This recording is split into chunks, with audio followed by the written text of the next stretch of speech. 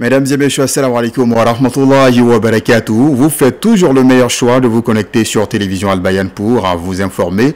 Voici la une de ce journal. L'ONG Assistance à tous en Côte d'Ivoire offre un forage moderne d'adduction d'eau potable au quartier OSI d'Anyama. La pose de la première pierre de l'ouvrage, qui requiert un investissement de 7 millions de francs CFA, a eu lieu ce lundi. Les agents de la Direction générale des impôts vont bientôt investir le terrain pour sensibiliser les populations au paiement de l'impôt foncier. La DGI vient de lancer un programme spécial de collecte des impôts pour un objectif de plus de 200 milliards de francs CFA. Pour traduire sa reconnaissance au peuple ivoirien pour son rôle dans le sacre des éléphants de Côte d'Ivoire, la CAN 2023, la Fédération ivoirienne de football a entrepris une tournée de présentation du trophée dans le pays. Dame Coupe était ce lundi dans la commune de Cocody. Vous faites toujours bien de choisir Télévision Al Bayan. Bienvenue dans le journal comptant pour ce 17 avril 2024, se confondant au 8 Shawwal 1445 Hégire. Et nous le disions tout à l'heure dans le sommaire, c'est une bouffée d'oxygène pour les habitants du quartier OSI dans la commune d'Anyama, dans le nord d'Abidjan. Le quartier sera doté bientôt d'un forage moderne d'adduction d'eau potable. C'est un don de l'ONG Assistance à tous en Côte d'Ivoire afin d'apporter une solution au problème d'accès à l'eau potable. La pose de la première pierre s'est tenue lundi dans la dite commune. Le reportage de Kanate Kassoum. Dans quelques jours, cette pompe hydraulique sera mise en service ici au complexe socio-éducatif de l'OSI situé dans la commune d'Anyama. En attendant, les ouvriers s'attellent à respecter le délai de livraison à la grande joie des riverains confrontés à l'accès à l'eau potable depuis plusieurs années. Parce que actuellement le quartier, c'est un nouveau quartier. Nous souffrons énormément. Le quartier n'est pas canalisé. Donc nous passons tout le temps, nos femmes, les jeunes passent tout leur temps en train de charger de l'eau, chercher de l'eau pour vraiment faire les ménages. Les coupures d'eau sont récurrentes à Anyama, surtout en saison sèche, d'où l'utilité du forage pour les différentes composantes de la société. Merci à tous les membres, à tous les sympathisants de l'ONG Assistance à tous en Côte d'Ivoire pour toutes les actions menées durant le mois béni de Ramadan en faveur des veuves, en faveur des orphelins, en faveur des mémorisateurs du noble Coran, à faveur donc des mosquées. Et puis on a voulu couronner par un puits motorisé ici sur le complexe, sur le site du complexe OSI d'Anyama. Dieu, quand il veut donner, il donne gros. Il nous a permis de pouvoir réaliser un forage. Parce que comme on n'a pas les moyens, on était parti sur la base d'un puits, c'est ce qu'on sait faire, c'est ce qu'on a. Mais Dieu même a permis qu'aujourd'hui on soit à ce stade-là. Ce projet de forage, long de 84 mètres, va coûter la somme de plus de 7 500 000 francs CFA. La porte reste ouverte aux bonnes volontés pour l'achèvement des travaux. Ce qu'on est en train de faire là, c'est à peu près 7 millions que nous sommes en train de faire. Inch'Allah, avec l'aide de Dieu, avec les habitants du quartier, Inch'Allah, nous allons réaliser ce que nous pensons faire. Parce que l'éducation est la source de tout ce qui est bien dans la vie. Nous demandons à tout un chacun, ne dites pas ce que vous avez que c'est petit. Celui qui a 500 francs peut donner, celui qui a 1000 francs peut donner, celui qui a 10 000 francs, celui qui a 1 million, en fonction de tes moyens. L'eau étant source de vie, le forage est une aumône pérenne des donateurs au bénéfice du mieux-être des populations d'Anyama. Pendant le mois béni du Ramadan, plusieurs centaines d'Ivoiriens se sont envolés pour la Mecque en vue d'accomplir la Umrah ou le petit pèlerinage. Le Ramadan est terminé. Les pèlerins ivoiriens regagnent progressivement le pays. Ceux de l'opérateur Méridien Hajj et Umrah sont au bercail depuis ce dimanche. Notre collaboratrice Astokone était de ce groupe. Son reportage est rendu par Ahmed Bakayoko. C'est une dizaine de pèlerins qui décollent ce vendredi 29 mars pour la Terre Sainte. Un rassemblement à l'aéroport Félix Houphouët-Boigny d'Abidjan. Après une escale à Doha au Qatar, les pèlerins prennent l'intention pour la Umrah avant de s'envoler direction la Mecque. Sous l'encadrement de l'imam Gagou Ibrahim Yassine, les hôtes d'Allah accomplissent le tawaf, le Safa et Marwa et achèvent le rite par la diminution des cheveux. Les autres jours sont rythmés par les prières à la mosquée du Haram, la lecture du Coran, les zikrs, les umrahs personnalisés et même encore des tawaf. Le jour de l'Eid, cap est mis sur la ville de Médine. La visite à la Raouda est une étape auquel aucun pèlerin ne veut déroger. Suivra la ziara sur d'autres sites tels que le cimetière des martyrs au mont Ouhoud, la mosquée Kiblaten et le mont Kouba. Déjà 3 jours écoulés à Médine que les pèlerins du méridien Hajj et Umrah prennent le chemin du retour à bord du Qatar Airways pour retrouver leurs parents.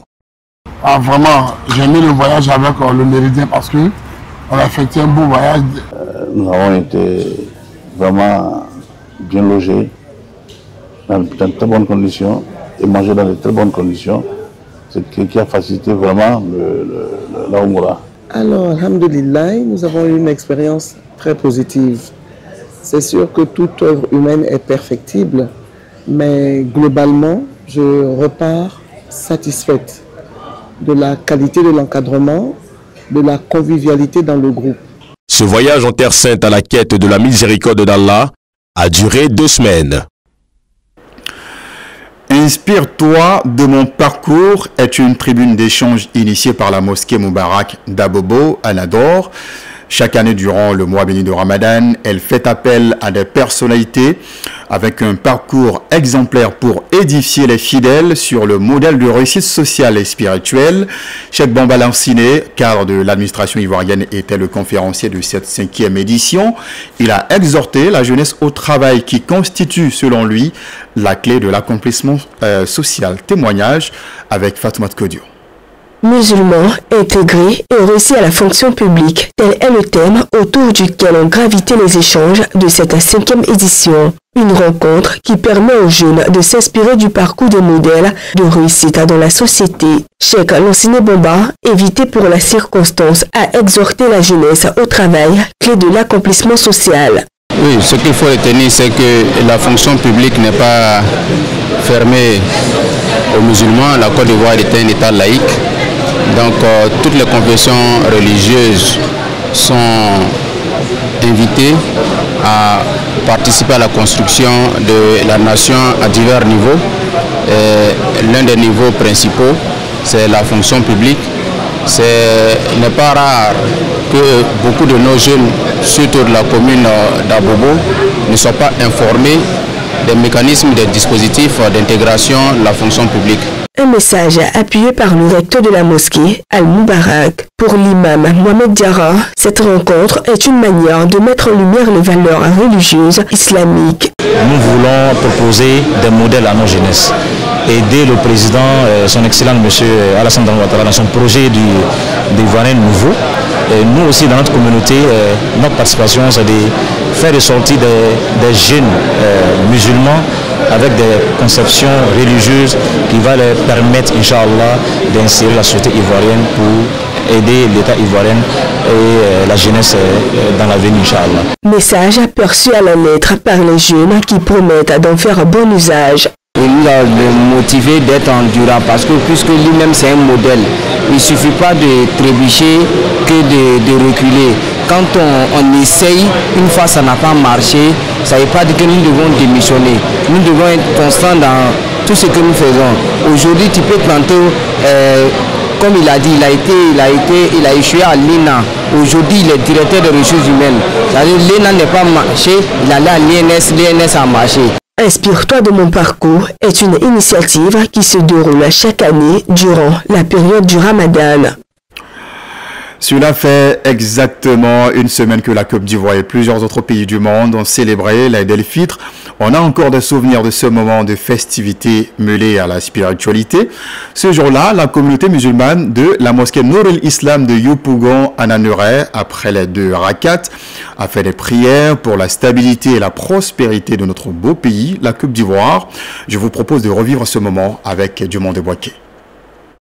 Fin des 30 jours du mois de Ramadan, moment de soumission totale au Créateur de l'univers. La fête de l'Aïd el-Fitr est un moment de réjouissance, mais aussi de reconnaissance au Seigneur pour ses bienfaits au cours de ce mois. Nous avons jeûné 30 jours et aujourd'hui, c'est la fête de l'Aïd. Nous rendons grâce pour tout puissant.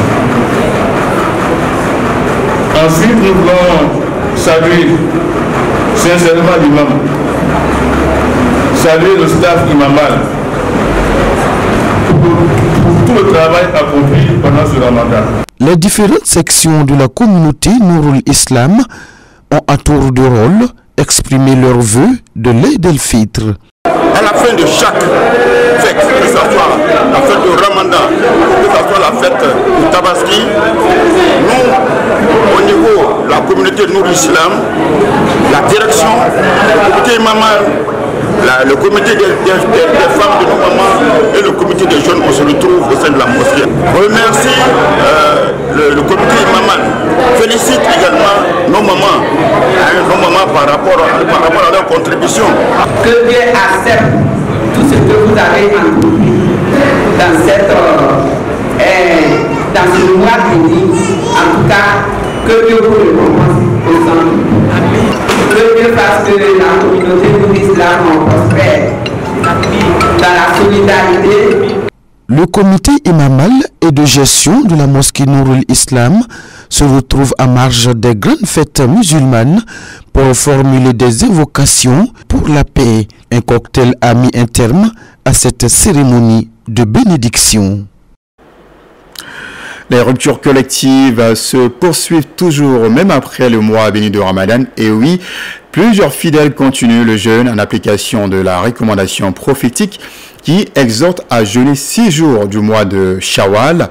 Les membres de la section Cocody du Conseil supérieur des imams des mosquées des affaires islamiques en Côte d'Ivoire, COSIM, ont partagé ce mardi un repas à l'heure de la rupture. L'objectif est aussi de s'encourager mutuellement dans cette sunna du prophète Mohammed sallallahu alayhi wa sallam.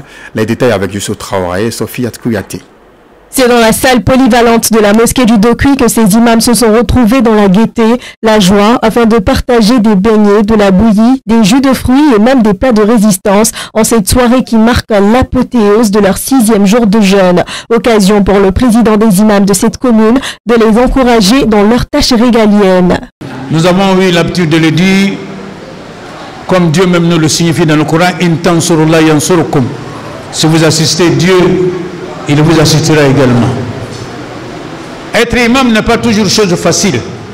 Mais quand on fait quelque chose pour Dieu, on doit te rassurer que Dieu fera beaucoup de choses aussi pour nous.